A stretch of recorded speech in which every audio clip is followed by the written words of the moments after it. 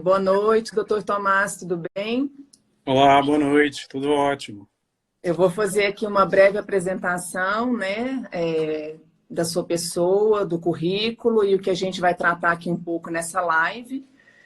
Já vou começar, porque a gente tem uma hora para tratar e são várias questões que a gente quer abordar aqui, né?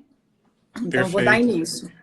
Para as pessoas que estão aí nos assistindo e não me conhecem, eu sou Adriana, jornalista, diretora de comunicação social da reitoria do Instituto Federal de Goiás. Nossa instituição ela é de educação e temos 14 campos aqui no estado de Goiás, dois deles em Goiânia e o restante no interior, mas abrangendo todas as regiões do estado. E o motivo dessa live, né, a gente tem feito várias ações na instituição, para conscientizar a comunidade, não só acadêmica, quanto a comunidade de fora também, né? Para saber mais um pouco do que é essa nova doença, né? A Covid-19, o que esse novo, esse vírus que não é novo, mas em sua nova forma, traz para as pessoas e os riscos para a saúde. E principalmente, né, naquela linha de passar as recomendações que são orientadas pelas autoridades de saúde e autoridades sanitárias do Brasil e do mundo inteiro. Então, a gente já está nessa linha. Na verdade, nós começamos ações de comunicação já 3 dias após o primeiro caso confirmado aqui no Brasil, sempre nessa perspectiva. Eu, como sou da área de comunicação, o senhor é médico, mas a gente tem a certeza que a informação correta ela é grande aliada da sociedade, principalmente num momento desse que a gente tem uma pandemia mundial de uma doença relativamente nova. Então, eu queria iniciar a nossa live, antes apresentando, nós estamos então recebendo o doutor Tomás Fleury-Curado, que é um médico goiano, né, doutor Tomás? Goiano. Sim, sem Isso, dúvida. é um médico otorrinolaringologista, é doutor pela USP, a Faculdade de Medicina da USP, e também, né, você fez um doutorado sanduíche, se não me engano, com a Sim, Universidade Johns Hopkins, não é isso? Nos Estados sim, Unidos. exatamente. Onde eu estou Perfeito. atualmente. Perfeito. Ele é pós-doutor, né, também pela Universidade de São Paulo, que é a USP, membro da Associação Brasileira de Otorrino, da Academia Americana de Sono e da Sociedade Torácica Americana.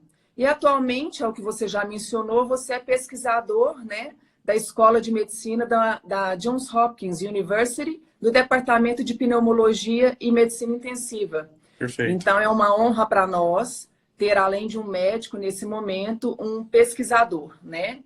Então, eu queria abrir nossa entrevista, a gente, só para avisar para o pessoal, se o sinal ficar ruim, nós vamos tentar voltar.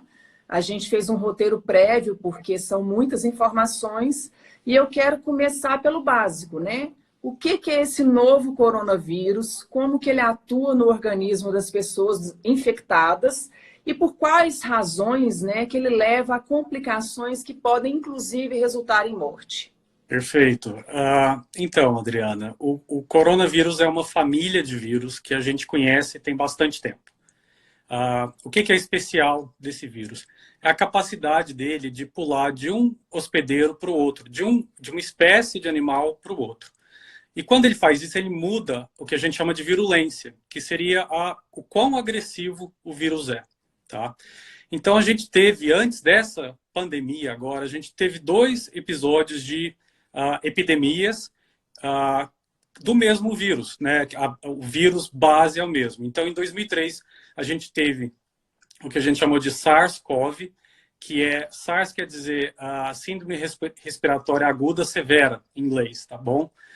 Depois disso, a gente teve, cerca de 9 anos depois, em 2012, uma que foi chamada de MERS-CoV, porque ela aconteceu no Oriente Médio, então MERS quer dizer Middle East, e agora, que começou no fim do ano passado, essa SARS-CoV-2, tá, ok?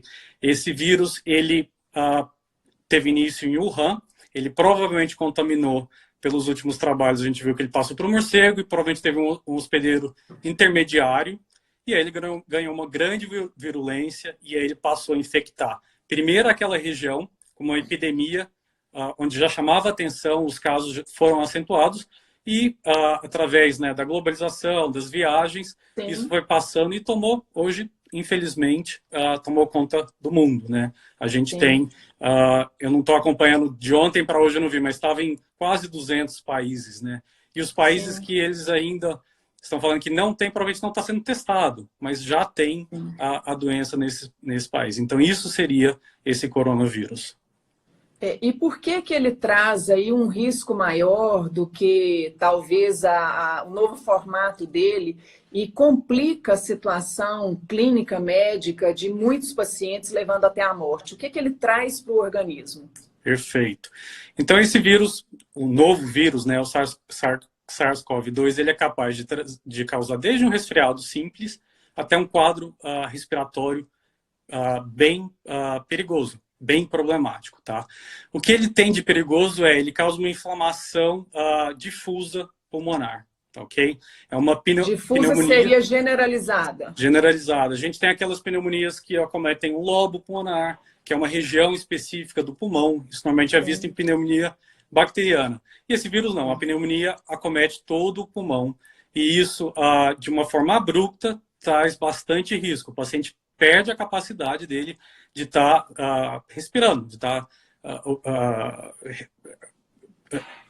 soltando CO2 e inspirando o oxigênio. Então, por isso que esse quadro novo é tão preocupante.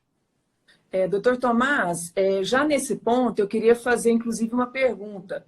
A gente sabe que os estudos são recentes, os estudos estão acontecendo, é muito fato novo ao mesmo tempo, é muita coisa dinâmica, né, mais ou menos, acontecendo no mundo, mas por que inicialmente, ou algumas pessoas ainda reproduzem um discurso que o risco é só para o grupo de risco ou só para idosos, e a gente vê que alguns números, inclusive, estão chamando a atenção já do pessoal da área médica, da pesquisa, Sim. da ciência, das autoridades como um todo, de que ele está cometendo jovens, inclusive vitimando jovens, levando à morte, né? Sim, sem dúvida. Sem dúvida. A gente está aprendendo com esse vírus, infelizmente, conforme ele vai progredindo. Tá? O grupo de maior risco, sem dúvida, é paciente com mais idade. Mas hoje mesmo, a universidade que eu faço parte, a Johns Hopkins, soltou um comunicado chamando a atenção de que também o paciente novo pode ter risco sim, tá bom? Às vezes o paciente rígido e novo pode sim vir a desenvolver. Não na porcentagem que a gente tem para o paciente que tem comorbidades, que tem outras doenças, ou paciente de mais idade, mas pode sim acometer. Além disso, Adriana, independente de quem está acometendo, o que a gente está vendo? Primeiro a gente viu na China, depois na Itália, agora a gente já tem Espanha, Inglaterra e caminhando para os Estados Unidos. Que essa epidemia, essa pandemia tem capacidade de saturar o sistema de saúde, tá? Então, o que acontece? O paciente, seja novo ou idoso, que tem um quadro agudo, ele vai precisar ir para um respirador, infelizmente, um quadro pior. E se o sistema de saúde não estiver apto para receber esse paciente, você vai ter um colapso do sistema de saúde. E é isso que a gente está chamando a atenção e tentando evitar.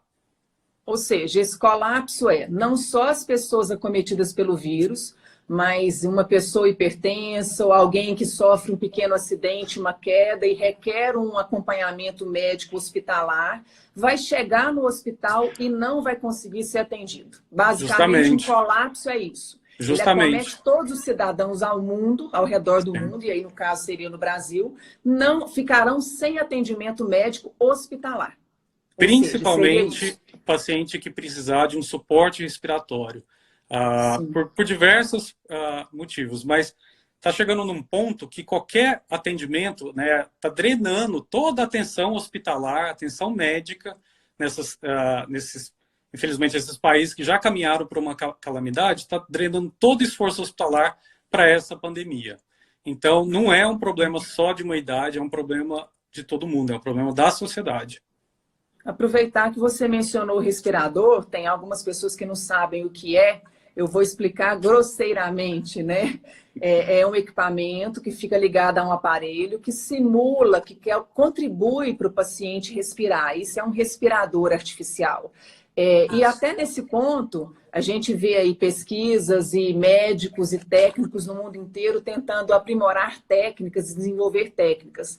Inclusive, uma delas, que, claro, não é recomendada para uma situação normal de uma internação onde se requer um respirador, mas são técnicas que foram usadas na Itália e que podem e poderão vir a ser reproduzidas no Brasil, inclusive, que é, por exemplo, conectar mais de um paciente em um mesmo respirador. Inclusive, a gente está com pesquisadores do Campo Senador Canedo, coordenados no trabalho até pelo nosso reitor, professor Jerônimo Rodrigues, que fez contato com médicos, com empresas, e nós recebemos um respirador emprestado para fazer os testes. Nos testes do IFG, é possível a conexão de até 4 pacientes no mesmo respirador. Nossa, excelente. Porque esse é um problema que nós sentimos que pode acontecer e não há equipamento suficiente para todos. Aí, nesse ponto do respirador, da superlotação, então, das unidades de saúde, por que que, então, a parte médica, ela no mundo inteiro, e sanitária, as autoridades, praticamente são unânimes em dizer que o isolamento social ou afastamento social é o melhor caminho para se prevenir do colapso e a grande propagação em massa no mesmo momento nos países. Excelente. Adriana, tem uma coisa, isso é bem fundamentado em epidemiologia, tá? Quando você está falando de doença respiratória, isso qualquer livro de epidemiologia vai trazer isso bem claramente. Quando você está falando de doença respiratória, de transmissão respiratória, que é o caso, né? Você espirra, você tem contato, as aglomerações favorecem essa transmissão, tá bom? Vou citar um evento histórico aqui, rapidinho, que eu acho interessante. Teve uma gripe, parente da gripe suína, que aconteceu há cerca de 100 anos atrás, a gripe espanhola, tá, ok? Ela cometeu o mundo e foi horrorosa. Aconteceu no fim da Segunda Guerra Mundial. Filadélfia e St. Louis iriam receber, iam ter grandes parades, iam ter grandes festas na rua, justamente pelo fim da Primeira Guerra Mundial. Perfeito. E estava no início, bem no começo da gripe espanhola. As autoridades de St. Louis decidiram por não fazer essa parade. Ela foi cancelada. São cidades parecidas. Por que eu estou trazendo as duas? Porque são cidades parecidas, tinham mais ou menos, na época, mais ou menos uma população, mais ou menos o mesmo caso de pacientes já apresentando a doença. E Filadélfia foi em frente e fez a parade. A Filadélfia foi uma das cidades mais devastadas por essa pandemia. Essa foi uma pandemia horrorosa. Ela matou 50, 100 milhões de pessoas. A gente não espera nada disso para isso agora, até porque a medicina daquela época não é a medicina de hoje. A gente sabe muito mais. Mas esse é um conceito, eu trouxe isso só para mostrar como esse conceito é antigo e é bem estabelecido. Tá, ok? Afastar as pessoas quando você está tratando de uma doença que se transmite pelo toque, se transmite por espirro, por tosse, é um jeito de você evitar a transmissão aguda dessa doença, de você diminuir a velocidade que você vai ter essa transmissão. Isso foi bastante falado, né, do achatamento da curva de transmissão, de você tentar diminuir a progressão dessa doença. Não é que ela não vai progredir, mas ela vai progredir numa velocidade que a gente consegue absorver, consegue receber e tratar os pacientes que precisam de tratamento. Ou seja, isso que você explicou é mais ou menos o que alguns estados, por iniciativas próprias, governamentais, com autoridades sanitárias de saúde, estão tomando como medidas. Restringir comércios, suspender aulas, por exemplo, para diminuir a aglomeração e a circulação de pessoas. E aí não é só de quem é grupo de risco, é de todos, porque eu posso carregar o vírus e não ter sintomas e levar para o meu ambiente de trabalho, e isso se perpetua para outras famílias. Então, basicamente, essas medidas, né, que foram tomadas, elas possuem eficácia já em relatos médicos, científicos, porque elas têm a possibilidade de permitir esse achatamento da curva, que mais ou menos seria a gente escalonar, né? Não escalonar, seria escalonar, não uma grande massa doente ao mesmo tempo, mas as pessoas vão se contagiar, mas você vai fracionando, você vai escalonando isso para permitir que as unidades de saúde e os profissionais tenham capacidade de atendimento. Seria basicamente isso. Exatamente isso, Adriana. Só para trazer um dado, eu acabei de ler um trabalho do Instituto Butantan, que mostrando em São Paulo, a velocidade de progressão estava para cada um paciente, ele estava contaminando provavelmente 6 pacientes. Ok? E com o isolamento, o distanciamento social, passou para 1 para 2 pacientes. Então, a gente já, em São Paulo, já mostrou essa teoria, já mostrou que em prática funciona. Tá ok? Não existe, é difícil saber qual que é a fórmula ideal de isolamento.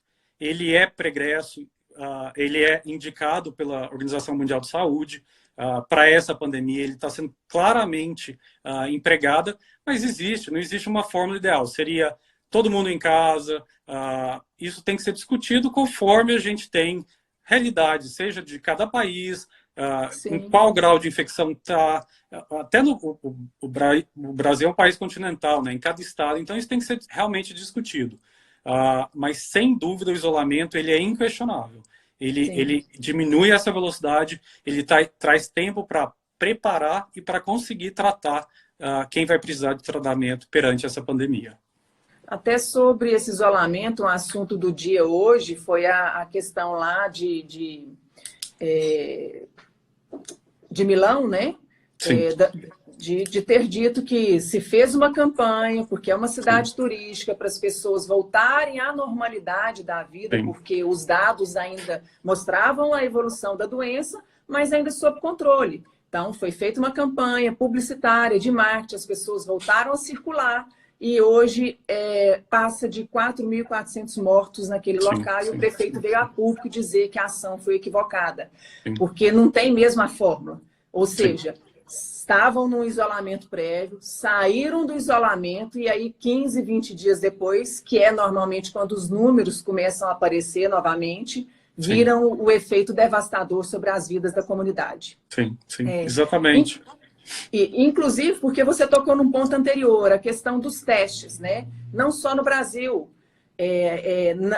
com exceção dos países asiáticos, né, europeus e o Brasil, estão testando muito pouco. Tem estudos, inclusive, da Fiocruz, que a estimativa é que entre 8% de pessoas testadas somente, ou seja, estão testando quem efetivamente está apresentando sintomas graves. Ou seja, os números, mesmo no Brasil e em outras regiões, podem ser ainda maior. Isso procede. Sim, sem dúvida. Com certeza, os números são maiores. Só fugindo um pouquinho, os números são maiores de pacientes infectados.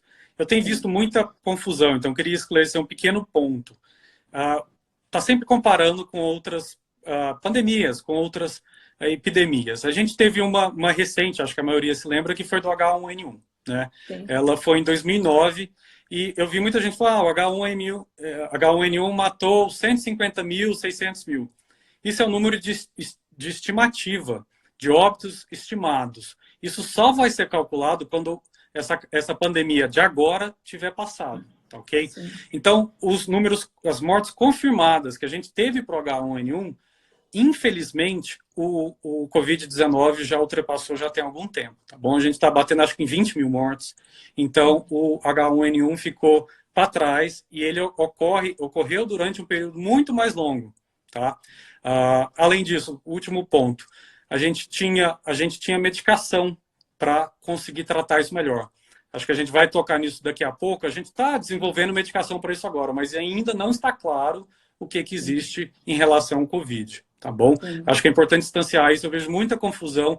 Às vezes até imprensa, eles não têm claramente esses conceitos. Né? Você já mencionou que o vírus se transmite no espirro, no ar, numa superfície contaminada, dentre outros. Vamos falar agora um pouquinho sobre os grupos de risco. Né? Então, os idosos estão em grupos de risco, e tem pessoas com outras comorbidades. O que são comorbidades? Outras doenças, né? Sofrem de doenças crônicas muitas vezes. Então, tem a hipertensão, o diabetes, dentre outros. quais são as orientações para os idosos nesse momento, mas não só para os idosos, para os familiares de idosos. Como é que eles Sim. precisam agir, né? E para essas pessoas de grupo de risco, como se prevenir? Exatamente. Eu acho que a orientação para todos, inicial, é o isolamento, né? Evitar o contato, mas principalmente para idosos e pacientes e pessoas com comorbidades que têm alguma outra doença, isso tem que ser redobrado. Por quê? Porque a gente ainda não sabe exatamente qual que é a mortalidade geral dessa doença. Está falando alguma coisa em torno de 3,4, mas eu acho que conforme testar mais, vai ver que é muito abaixo disso. Mas para paciente que tem comorbidade, paciente que tem pressão alta, paciente que é diabético, paciente que tem algum problema de coração... Asma entra nisso, a asma entra bronquite. nisso, a DPLC, que é o enfisema, o paciente tabagista. Por exemplo, na China, o tabagismo foi uma coisa bem marcante que piorou o prognóstico de pacientes. Lá, principalmente homem, tem o hábito de fumar e isso acabou aumentando a mortalidade nesse grupo, né, no gênero masculino. Então, o cuidado é evitar, primeiro, é distanciamento social. Essa doença, ela passa, por exemplo, pelo ar, né, se alguém te espirrar e você estiver nesse ambiente, espirrar abertamente ou tossir, ela liberou partículas e essas partículas ficam um momento no ar, você pode respirar isso. Mas principalmente por fômites. A gente chama de fômite aquilo que é um objeto qualquer, pode ser uma caneta, que a pessoa que está doente teve contato, né? Ela, vamos dizer, ela espirrou, não teve a higiene adequada de evitar de espirrar no ambiente aberto, tá bom? Ela espirrou, ela teve contato com isso e você pega isso emprestado. Você segura isso na sua mão, daí a pouco a gente faz isso sem perceber. Leva a mão para a boca, nariz ou olho. E aí você está levando essa contaminação para você.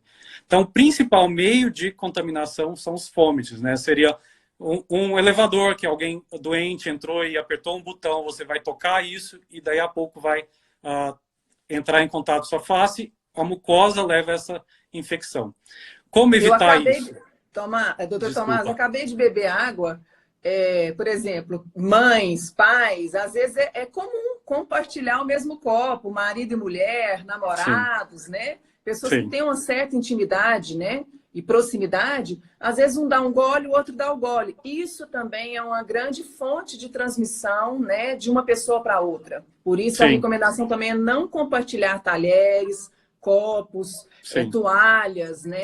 Mesmo que de rosto, de mão. Sim, exatamente, né? Os objetos pessoais não são para ser compartilhados e principalmente se você tem uma suspeita de alguém, porque agora a gente já está conversando com as pessoas, infelizmente, tem pessoa que já tem o diagnóstico conhecidos, né? Eu estudei muito tempo em São Paulo, eu fiquei muito tempo em São Paulo e infelizmente lá o quadro está pior. Então, vários colegas médicos, infelizmente, já estão com a doença diagnosticada ou com suspeita bem característica de estar com Covid. Então, principalmente se tiver suspeita, aí é para evitar de toda maneira compartilhar objetos pessoais. É assim que você transmite a doença e você vai estar passando essa doença para frente. Para quem for obrigado a sair de casa, não tem jeito, que precisa sair de casa. Eu precisei ir essa semana no laboratório. A gente evita, o que a gente chama de distanciamento social? Eles falam aqui cerca de 1,5 metro, 2 metros. Né? Você não vai ficar próximo às pessoas. Você vai tentar evitar proximidade. Tem hora que, infelizmente, não tem jeito, tá bom? Tem hora que você precisa pegar um ônibus, um metrô e não tem jeito.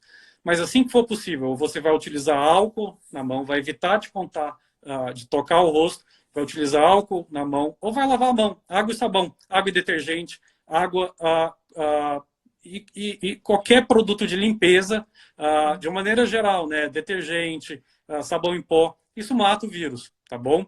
Eu sei que está tendo uma falta de álcool, eu vi até do IFG, achei super interessante, eles estão produzindo álcool para tentar levar isso para a população, isso é fantástico, essas tentativas de suprir são ótimas, mas se não tiver, que faça uso de sabão mesmo, água e sabão, ele mata o vírus, você vai lá fazer uma lavagem adequada da mão e vai estar evitando de se contaminar e levar a contaminação para frente. Foi até bem lembrada essa colocação sobre a produção de álcool aqui no IFG, Nós estamos com esse projeto em vários campos, né? Então, o que já iniciou a produção e a distribuição foi Lusiânia, mas esse processo vai ser iniciado em outros campos. E não só, né, doutor Tomás, o álcool, também sabonete, sabão, porque a gente tem comunidades tão carentes e vulneráveis que a pessoa mal tem água e quem dirá um sabão, né? Então, esse trabalho também está sendo feito, porque é isso, eu acho que cada um precisa ajudar e atuar como tem condições nesse momento. E a nossa instituição tem feito muito. Eu queria dar seguimento aqui na nossa entrevista.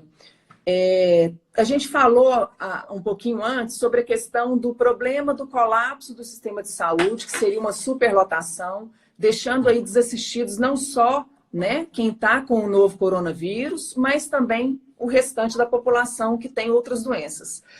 Quais são as orientações, então? Porque tem gente que... a gente está com mudança climática, por exemplo, aqui em Goiânia. Então, as noites estão ficando mais frescas, mais úmido, e as pessoas, às vezes, começam a ter garganta irritada, congestão nasal, e está criando um pânico, e tem gente já querendo ir para a unidade de saúde.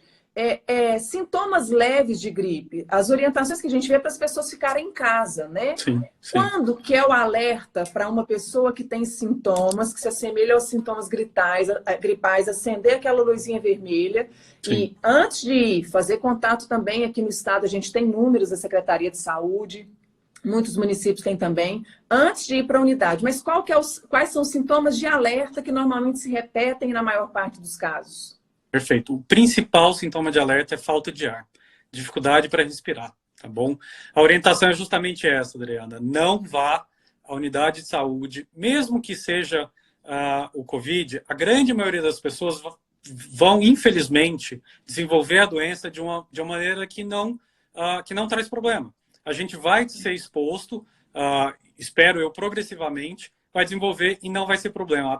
80% dos pacientes têm sintomas leves. O que é sintoma leve? Você vai estar com mal-estar. Isso realmente lembra uma gripe. Mal-estar, corpo ruim, uma febre leve. Isso não é suficiente para procurar a unidade de saúde. Por quê? Porque você indo para a unidade de saúde, você aumenta o risco, se não for o Covid, de estar você pegando o Covid. Um pronto-socorro, eu acho que não consigo pensar um lugar mais contaminado nesse momento que um pronto-socorro. Né, onde você está recebendo um monte de gente com casos, sim, do coronavírus. E se for, sim, positivo, você pode estar transmitindo para diversas pessoas. Então, quando procurar, quando esses sintomas ficarem mais pronunciados, quando você tiver uma febre que não cede de maneira nenhuma, quando esse mal-estar estiver muito pronunciado, você estiver muito ruim, mas principalmente falta de ar, tá bom? Mesmo se estiver com febre, faz uso de sintomático em casa. Evita anti-inflamatório. A recomendação é não tomar anti-inflamatório nesse momento. Imesolide, maxilide, próprio esteroides. Evitar esses medicamentos. Às vezes a gente faz uso deles para resfriados. Não é para fazer uso agora. É para tomar dipirona, paracetamol, tá bom? E evitar manter repouso, manter hidratado e evitar o contato, tá bom? Para a gente conseguir controlar essa doença. Você falou aí, inclusive, em medicação. Nós vimos que quando começou, né, esses assuntos com relação a novas drogas, né, na verdade não novas drogas, drogas que já existiam, mas a possibilidade de atuação delas, né, para esses casos de Covid, a gente viu aqui uma verdadeira corrida às farmácias, medicamentos esgotados, inclusive desassistindo pessoas que efetivamente têm doenças crônicas que necessitam da medicação. A gente sabe também que alguns governantes estão propagando a eficácia da hidroxicloroquina, né? Que aqui vulgarmente todo mundo fala cloroquina só, né? Popularizou, está na boca de todo mundo. É como se isso fosse a grande cura para a Covid-19.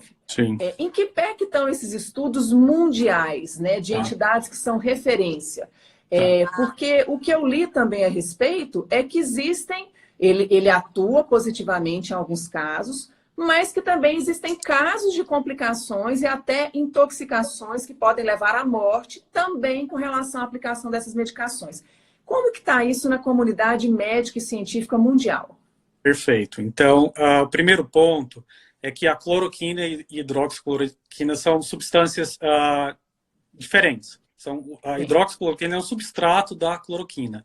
A hidroxicloroquina ambas estão sendo investigadas, tá? Então, se você olhar, tem diversos portais, né, que a gente consegue ver o que tem de investigação. Um deles é clinicaltrials.gov, que você consegue ver no pesquisado. Então, tem bastante pesquisa com essas duas acontecendo. A hidroxicloroquina associada à azitromicina, que inicialmente é uma droga, é um antibiótico para tratar a infecção bacteriana, mas os estudos iniciais mostraram que como que eu vou colocar isso de uma maneira adequada? Os estudos iniciais com um grupo pequeno de pacientes são promissores, tá? A gente tem um grupo de 40 pacientes, eles foram tratados, um ensaio clínico bem limitado, eles mostraram resultados iniciais, porém, esses pacientes tratados são pacientes que estavam com a doença em franco desenvolvimento, estavam com um quadro grave da doença. Então, a gente espera, primeiro, ter resultado mais fidedigno e está todo mundo pesquisando, logo a gente vai ter essa resposta. A Hopkins faz parte dessa pesquisa. Eu vi que o Einstein e outras instituições no Brasil fazem parte dessa pesquisa, então logo isso vai estar claro. Mas a principal orientação é não fazer uso dessa medicação, por conta própria. Essa medicação ela vai ser, se necessária, prescrita.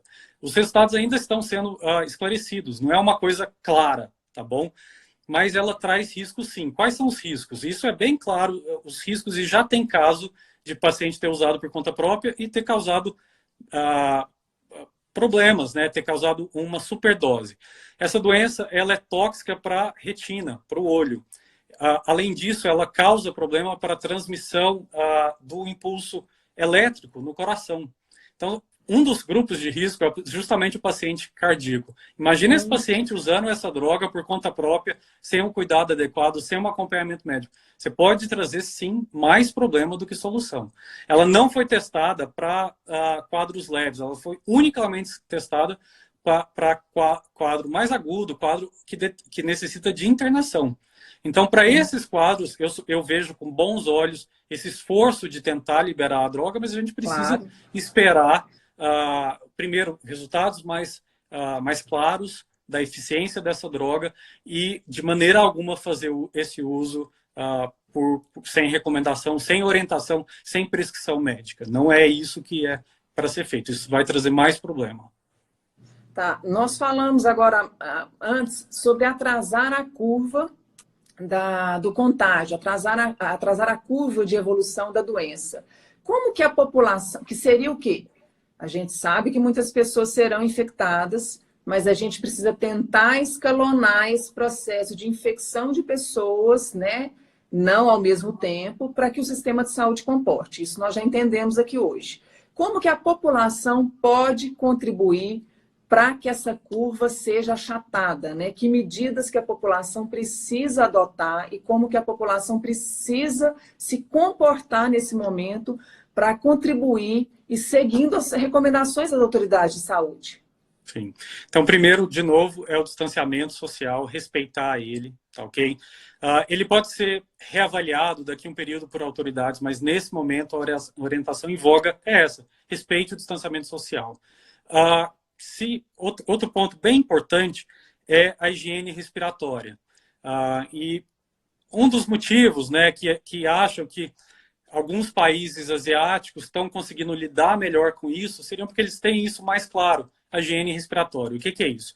Se você está com sintoma gripal, você vai sim utilizar a máscara. A máscara não é para ser utilizada por todos, mas se você tem sintoma, tem uma suspeita de estar com o coronavírus, utilize a máscara. Você está evitando de passar isso. Se você tiver que sair de casa, saia assim de máscara.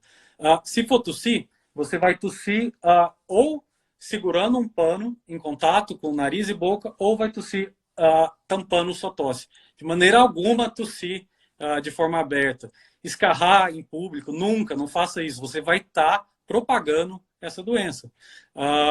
Lavar as mãos, né, que a gente tocou, esse também é um ponto fundamental. A lavagem de mão de rotina, e principalmente você teve que sair, você teve que pegar um ônibus, você chegou no seu destino, antes de você vai evitar de tocar o rosto, de preferência utilize a mão não dominante, então eu sou canhoto. Minha mão dominante é a esquerda. Você é canhota? Não, Adriana. Você é Não. canhota? Então, no caso, se você tiver que apertar um botão do elevador, você vai usar, sim, a sua mão esquerda. Evitar, porque, por que a gente utiliza isso? Porque sem a gente perceber, a gente acaba levando a mão dominante, no seu O caso, a tempo mão inteiro, direita, né? isso, sem perceber, leva para o rosto. Então, você vai utilizar a mão não dominante e, chegando no seu destino, a primeira coisa vai fazer a lavagem adequada na mão. Focar também nos dedos, né? Tem bastante vídeo na internet, bastante orientação. Até aquele aplicativo mostra como deve ser, o aplicativo do Ministério da Saúde mostra como deve ser essa lavagem na mão. Ela não é uma lavagem simples, você tem que lavar a ponta dos dedos, entre os dedos, descer para o punho, de preferência, descer para o antebraço. Assim você vai estar evitando de estar levando essa doença para frente ou estar se contaminando com o corona. Até a Marcela colocou aqui cortar as unhas, porque faz parte de manter a higiene das mãos, né, de forma adequada, principalmente nesse momento. Sim. A gente falou mais cedo, né, da recomendação que é para as pessoas evitarem procurar as unidades de saúde, os hospitais, em caso de sintomas leves, procurar conforme os sintomas que você já relatou aqui. E aí agora a gente teve aqui no Brasil a liberação da telemedicina, que também é algo importante para esse momento, onde talvez eu vou ter alguma dúvida ou vou sentir um mal-estar, até não relacionada a essa questão do coronavírus, mas preciso de um atendimento médico, né? Como que você avalia isso? Como que isso tem funcionado? A gente sabe que em outros países isso é bem mais avançado. Temos consciência também que no Brasil a telemedicina ela não é acessível para boa parcela da população, mas para uma parte ela pode contribuir para desafogar também as unidades. Eu queria que você falasse um pouquinho sobre isso. Eu vejo com muito bons olhos a telemedicina, especialmente nesse momento. Ela já é uma realidade aqui nos Estados Unidos e agora ela está sendo bastante empregada. O que é a telemedicina? Seria quando você precisar uma consulta, igual eu estou conversando com você agora, Adriana, você vai conversar com o seu médico. Você não vai se deslocar até o médico. Não é de maneira nenhuma ideal, né? O ideal é o médico tocar no paciente, ver o paciente. Mas muitas consultas, a gente está acompanhando um paciente que tem pressão alta, a gente está acompanhando um paciente asmático, e você não precisa necessariamente estar vendo esse paciente, ou até orientando ele se ele tem sintomas do COVID. Você consegue fazer isso, você consegue ver os exames mais recentes, você consegue discutir e orientar esse paciente. Então, eu vi que foi liberado no Brasil, ou está sendo discutido, não sei exatamente qual pé que está isso, mas eu acho isso excelente, ainda mais nesse ponto. A ideia é desafogar o serviço, conseguir prestar assistência, sim, ao paciente, mas principalmente as consultas eletivas, você consegue consultar esse paciente, orientar ele, tratar ele, fazer a sua prescrição e dar seguimento em todos os cuidados com o seu paciente, sem a necessidade de estar trazendo ele para um pronto-socorro, trazendo ele para um consultório. Então, eu vejo com muito bons olhos, espero que isso torne-se logo mais realidade no Brasil. Eu acho que vai ajudar muito. Até os médicos, né? Por exemplo, eu sou otorrino. Um dos grupos que mostrou ter maior grau de infecção nos países, infelizmente, isso foi visto na China, na França, são os otorrinos. A gente está muito exposto. A gente faz exame de nariz, a gente faz endoscopia nasal. Justamente onde tem secreções, né? Justamente onde tem secreção. A própria cirurgia, isso você está nasal, você está pulverizando, aerolizando gotículas de infecção. Então, infelizmente, a gente viu que o otorrino é né, dentre todo mundo, infelizmente, da classe médica, está sendo, e também dos profissionais de saúde, mas o próprio otorrino, eu vejo com muito bons olhos isso, a chance de um otorrino continuar prestando assistência sem estar em contato direto com o paciente.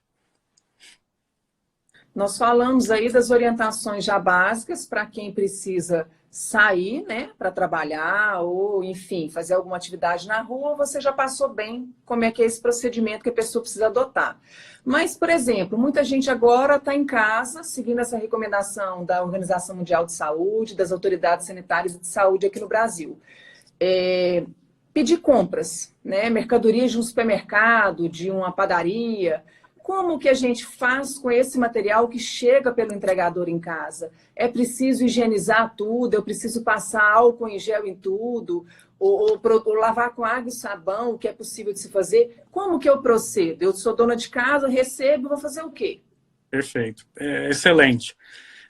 Eu acho que a gente teve um trabalho recente do New England, né, um jornal bem conceituado de medicina, que mostrou que o vírus é detectável em superfícies, né? A gente falou de fomites, é justamente essa superfície, que pode durar até 72 horas. Você pode ter dias e o vírus está viável nessa superfície. Então, ele pode sim estar dando entrada na sua casa através de alguma coisa que você Ele pode chegar solicitou, que você pediu. Pode chegar na caixa de ovo, por exemplo.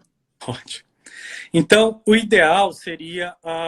bom, eu vou balancear essa informação com um artigo que eu li ontem, do Washington Post.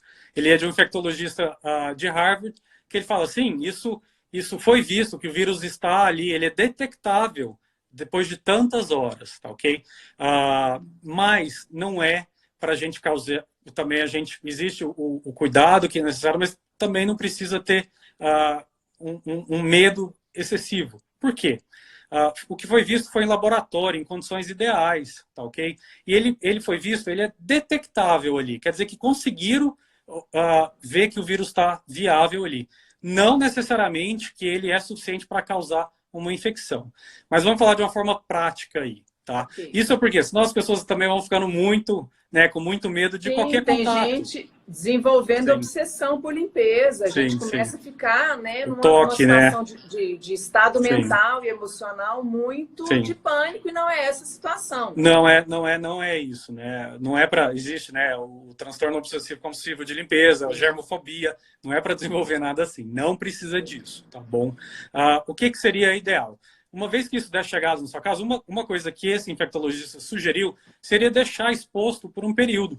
Você não, se não for alguma coisa que vai perder, por exemplo, o pessoal está utilizando muito para compra aqui. Compra, às vezes, não de perecível. Vai deixar isso algumas horas expostas, e isso já diminui bastante a chance de infecção. Você pode também tirar e fazer limpeza da superfície com álcool, né? Você pode usar qualquer desinfetante. Você pode limpar antes de guardar na geladeira. Perfeito. Tá bom? Ou você pode limpar, manipular e lembre sempre, posteriormente, de lavar a mão. Mas olha, quando a gente está falando de uma transmissão, de uma doença, a gente quer diminuir os riscos, né? Até tornar o risco um risco que a gente fala tolerável. Não é que a gente vai acabar zero, nenhuma pessoa vai mais ser contaminada. Não, a gente vai diminuir a velocidade de transmissão. Tá bom? Então, tendo esses cuidados, e o principal cuidado, distanciamento social, lavagem de mão, você já diminui a sua chance de ser contaminado. Ok? Perfeito.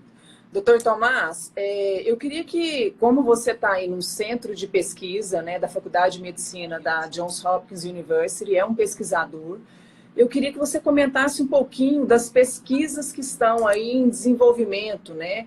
Como que a comunidade científica tem se movimentado. Eu sei que as pessoas estão nos laboratórios, as pessoas estão em casa, mas as pessoas estão pesquisando exaustivamente. O que você tem aí para nos passar sobre isso, com o seu contato direto com esse mundo, né, da pesquisa na área médico-científica? Perfeito. Então, a Hopkins, né, o grupo que eu faço parte, o grupo de cuidados intensivos e pneumologia, já está utilizando para o paciente internado a hidroxicloroquina e a azitromicina. E eu espero logo que a gente tenha alguns dados para liberar o quanto isso é eficiente. Tá? Além disso, a gente está pesquisando antivirais, especificamente o Remdesivir. É um antiviral, tá? É um medicamento que não é pensado para o COVID, mas que está sendo utilizado para a gente ver, associado a uma droga bloqueador da interleucina 6. Tá? Interleucina 6 é um mediador inflamatório. Então, a ideia é você diminuir a inflamação, tá? E você consegue... que a inflamação ela é uma resposta do organismo, mas a inflamação exagerada, ela favorece uma infecção e piora a evolução do quadro. Então, a gente tem essas infecções do nosso... desculpa, essas pesquisas aqui no nosso grupo, em andamento. Além disso, a vacina, né? Eu tenho visto algumas coisas de vacina, elas são muito interessantes. Infelizmente, a vacina não vai ter algo final tão cedo. A vacina ela tem que respeitar os passos de um estudo clínico. Não tem jeito de você sair fazendo isso, porque senão você... Isso. Mas tem algumas vacinas que chamam a atenção, inclusive uma do InCor. É uma vacina direcionada, quando a gente fala em Covid, acho que todo mundo já viu aquela imagenzinha do coronavírus, né? E até por isso que ele tem esse nome, que ele tem várias espículas, né? Essas espículas que vão entrar em contato com o epitélio, tá? E essas espículas que fazem o vírus entrar dentro da célula, falando de uma maneira muito simples. E tem uma pesquisa lá do InCor que é direcionada a uma proteína dessa espícula. Espero isso tendo resultado, eu acho que vai ser uma coisa muito interessante. Por último, eu vi uma coisa que foi liberada pelo FDA, que eu acho interessante trazer também. O FDA seria a Anvisa daqui, né? A agência regulatória dos Estados Unidos, que seria o que a gente chama de plasma convalescente. Convalescente é aquele paciente que já passou, que já enfrentou a doença, que está caminhando para ficar saudável, tá ok? E plasma é aquela parte do sangue quando você tira a parte líquida desculpa, é a parte que você tem a imunidade do sangue, você tem as imunoglobulinas do sangue. Então você tira os glóbulos vermelhos, os glóbulos brancos e você tem aí o plasma sanguíneo. Se você tratar esse plasma e oferecer ele para outro paciente, quer dizer, o paciente já teve o Covid, a grande maioria das pessoas que tiver o Covid vai conseguir combater o Covid, tá? E ela tem no sangue a resposta para o tratamento do Covid. Isso é lógico, feito só para caso muito, muito severo, muito grave, mas eu vejo isso com muito interesse. Isso é uma pesquisa desenvolvida aqui pela Hopkins, a Hopkins faz parte disso, e que foi FDA approved, que seria utilizar o plasma do paciente que conseguiu vencer essa doença e tentar utilizar ele. É uma transfusão de derivado do sangue para o paciente que não está conseguindo combater essa doença. E isso, como você disse, é aí um trabalho que a Hopkins está atuando e que já teve a liberação do FDA, que seria a Anvisa daí. Ou seja, isso já pode ser usado aí na medicina americana. Sim. O plasma, ele também é usado no câncer, né? Então, basicamente, é isso, em alguns tratamentos. Mas que bacana saber que aí já tem aprovação e que ele pode ser uma forma de tratamento, né? Esse conceito, ele é antigo, né? De utilizar plasma para várias coisas, para coagulopatias, quem tem problema de coagulação, né? Infelizmente, tem que estar recebendo sempre plasma ou derivados do plasma, né? Porque a pessoa não consegue produzir isso. E o mesmo conceito. Uma pessoa que conseguiu produzir a resposta a essa doença vai estar doando, né? Não deixa de ser um ato de caridade, vai estar doando esse plasma para uma pessoa que não está conseguindo combater essa doença. Então, a gente aguarda também, isso também está em fase inicial. Às vezes, as agências regulatórias, eu vi agora que a Anvisa já liberou, parece que já liberou a hidroxicloroquina, então eles estão apressando isso, né? Não está seguindo o ritmo normal, porque a gente precisa dar resposta e precisa ser capaz de diminuir, de mitigar esse quadro. Infelizmente, a gente não tem cura nesse momento. Não existe um remédio que vai resolver tudo. Mas esses remédios novos estão mostrando que eles são promissores de diminuir essa evolução, diminuir quanto de paciente a gente vai estar perdendo por causa dessa doença. Doutor Tomás, nós temos aqui exatamente 9 minutos. Eu vou tentar fazer algumas perguntas que chegaram aqui, porque senão o Instagram vai cortar a nossa live. E tentar reduzir a resposta, sabendo que a gente não é possível de abarcar tudo. A gente teve, por exemplo, uma pergunta, como é que vão ser projetados, de fato, os infectados, não só no Brasil e no mundo, se os testes são poucos e talvez não cheguem a quem precisa. Se nós temos, por exemplo, já mortes que há suspeita de que, na verdade, foi por Covid-19, mas que o atestado de óbito vem lá, pneumonia ou doença respiratória aguda, enfim. Como mapear isso depois por pesquisas? Isso vai ser possível? Chegar a um valor, de fato, aproximado mundialmente falando?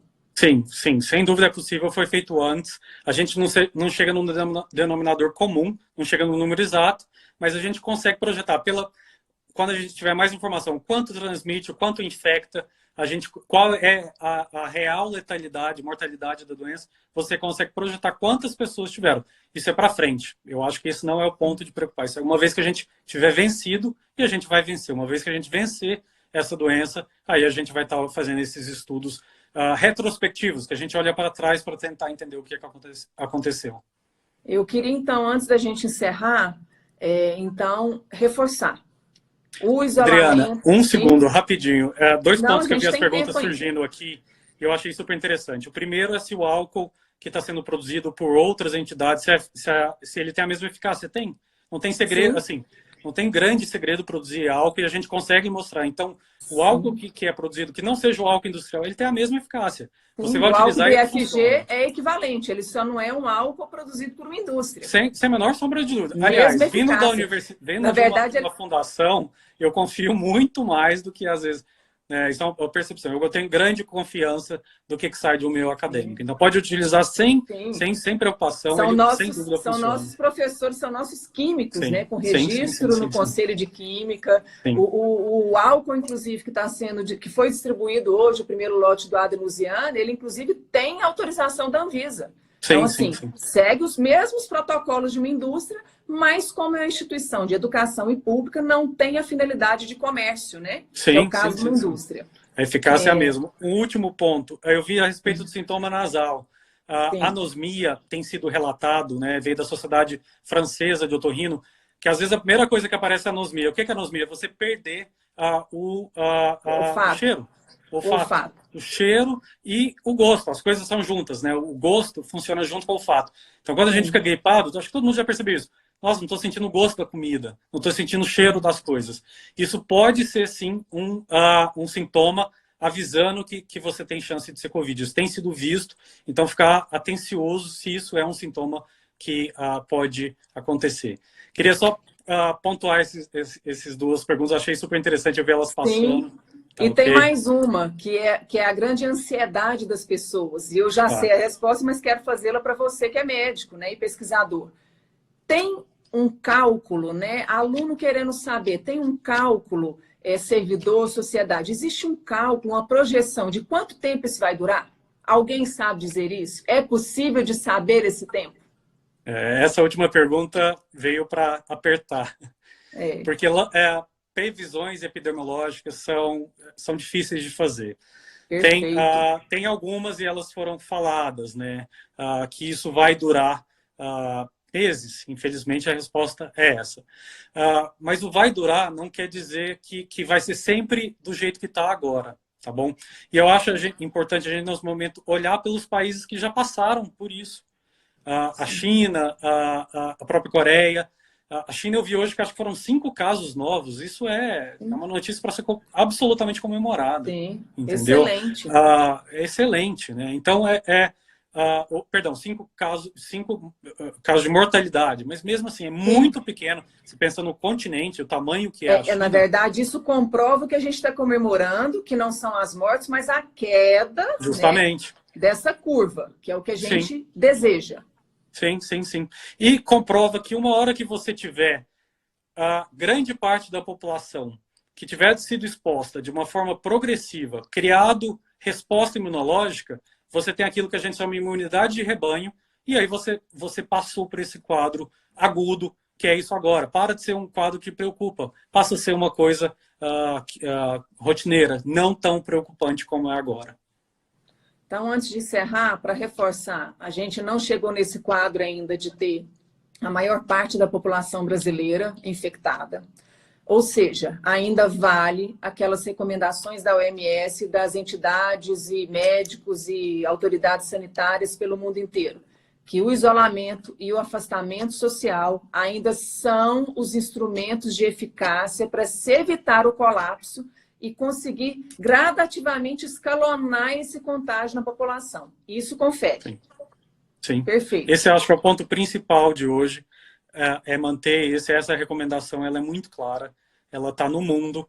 Lógico que ela pode ser reavaliada, existem várias questões em ponto, mas eu acho que nesse primeiro momento, aliás, ela já deu uma sobrevida, ela já diminuiu, né? A gente tem esse estudo do Butantan mostrando que já diminuiu o grau de infecção e já deu a chance da gente se preparar. E a gente tem visto várias ações preparando para o que está para vir, mas essa recomendação mantém, sim, o isolamento ele é fundamental nesse momento.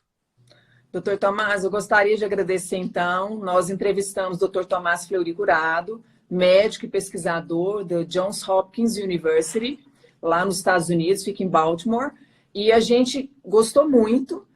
Quem sabe aí na próxima semana a gente poder tê-lo aí novamente, ou nos próximos dias, para tirar outras dúvidas. Ficaram muitas perguntas ainda que a gente poderia reforçar e falar mais. Então, se você tiver à disposição, nós gostaríamos de tê-lo novamente. E eu queria aproveitar que tem 3 minutos para encerrar, além de agradecê-lo.